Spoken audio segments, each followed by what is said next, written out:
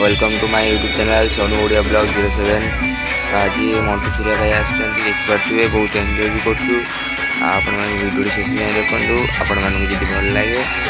निश्चय लाइक share and subscribe निश्चय।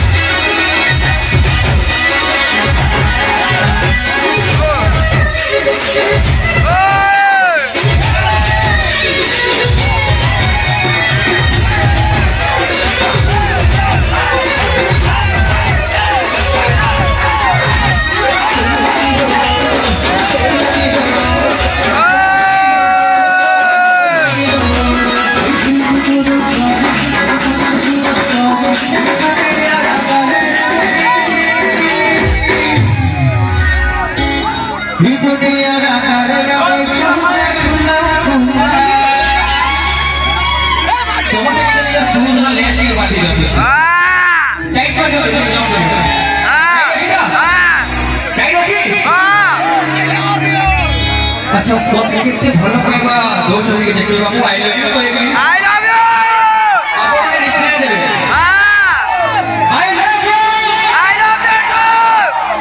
कितने बोल आओ नहीं आई लव यू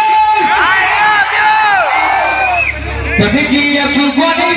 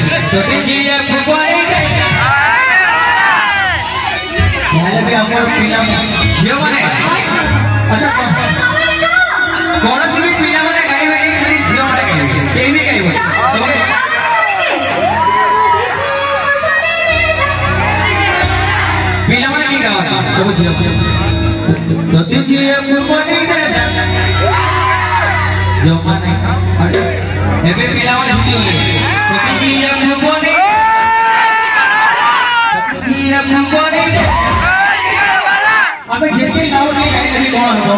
मैं हो जो ना माने जाले के ताको आगो को जाले तो से ताको दोटा होची तो तमे आगे भी ऊपर छो ना हां ये फुटबॉले ओए ओ वाला तोते जी अपने मोने आज घर वाला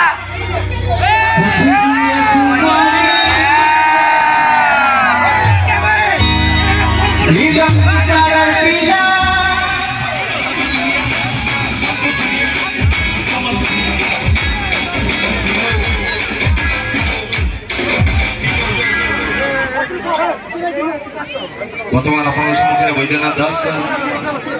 उत्तरीय प्रदान कर सम्मानित होती तो दयाकोरी करताल लिए देवे